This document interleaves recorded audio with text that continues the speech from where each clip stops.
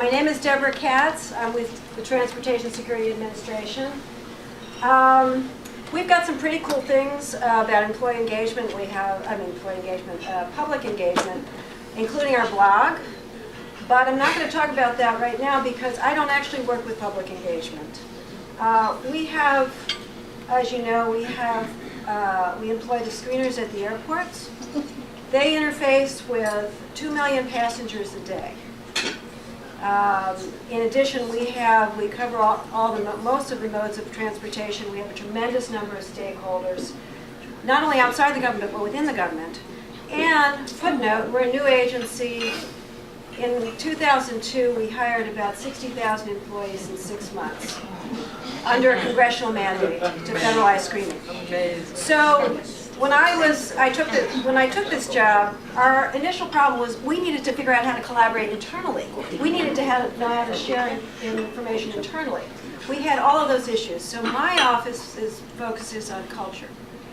And the core of that is around giving everyone in the organization capacity, competency, support for good communication skills, what we call cooperative problem solving, et cetera, the kinds of things that we're talking about.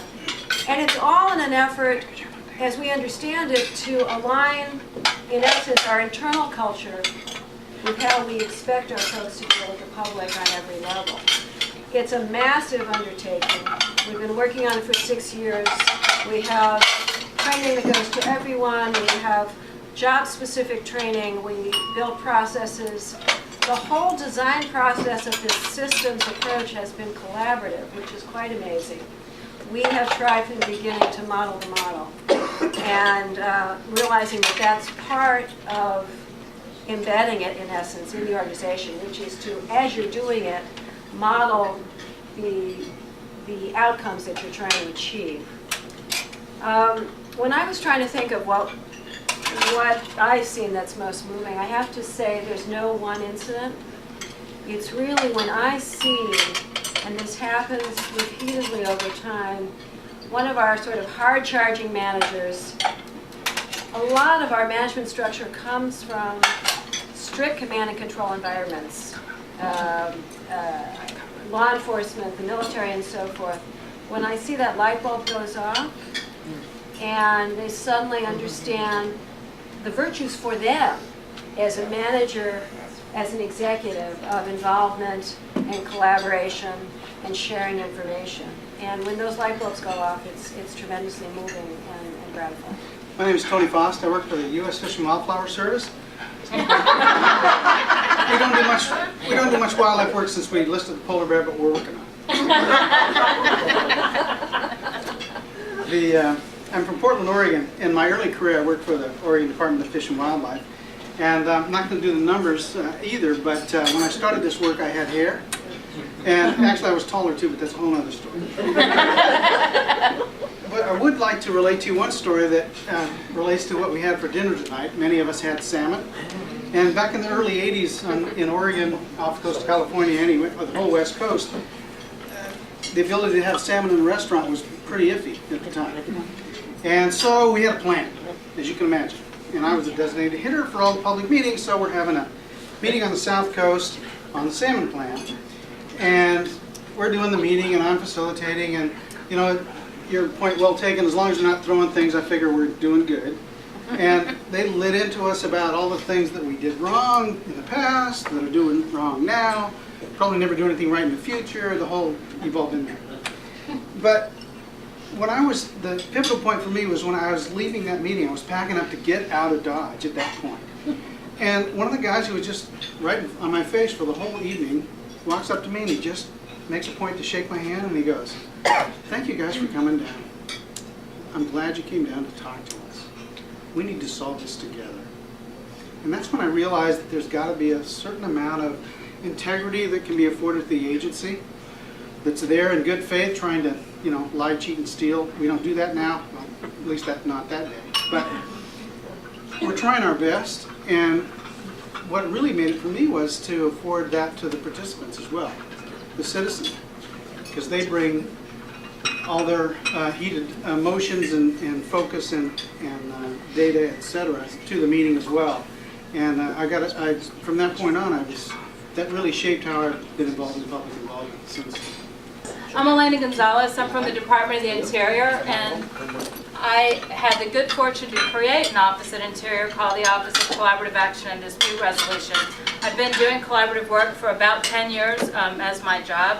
I was first interested in it from my work at the Labor Department doing international labor affairs.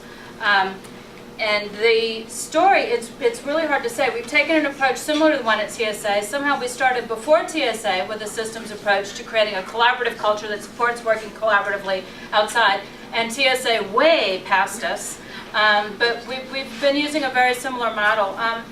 And when I try to think of one story, it's really hard. I think any time, the way I come at this work is as an attorney. My aspirations were always to be a judge. And I was just sure that I would be the best, most benevolent, fairest judge. And what I learned from 20 years of preparing for that job is no judge can issue a decision, can solve a problem, can cross jurisdictions, can meet the people's needs as well as the people can meet their own needs to solve their problems. And that's what brought me to the work. And I guess it's hard to think of one example. I have yet to see any example where the wisdom of the group isn't superior to any expert telling them what's best for them. I'm Bill Peoples. I'm with the U.S. Army Corps of Engineers, and I'm relatively new to public involvement. I've been in public affairs for about 30 years in the corporate sector and also in government. And my experience happened about in 2006. I'm from Nashville, and we have a high-risk dam down there called Wolf Creek Dam. And in 2006, we had to make a decision on lowering this dam because it was a high-risk dam and we were having problems with seepage. And we got the public involved in doing that. And I've been with the Corps 13 years, and I've been getting involved in public kind of conflict and public involvement since that time. But at this point, we knew we needed to make a decision, and it could be a very chaotic decision, and a lot of lost economic benefits. So we did a public involvement process, and we ended up lowering the lake 43 feet. And that next summer, it cost the local economy about $150 million because of our decision. But we did not have total chaos in the community because we used a public involvement process. And then, you get involved in this stuff and you kind of get sucked into it, right? Well, that's what happened to me.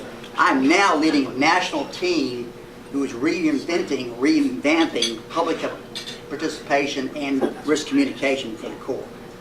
And I'm Mike Carlton. I'm the Chief Information Officer at the U.S. Department of Health and Human Services, which just may be the best job in the world at the moment. Beth introduced me earlier. I think I'm still in that job. That's an inside joke for any other SES career people. But pretty clear. The incident I want to discuss is when I was in 8th grade, I didn't have any interest in French, and I didn't do much work at it. And a citizen managed to harangue out of a poor, innocent French teacher a B for me to keep me on the honor roll. That was my sweet 79-year-old Irish mother. I grew up in Massachusetts, where town halls were really town halls when I was a kid. And so I guess it's just always been about, posed by saying as a lifelong enthusiastic soccer player, every soccer field, every soccer league I've ever participated in was somebody's initiative to bring about public interest to the attention of a government to get a field built or to get a league started, and that's gone quite well.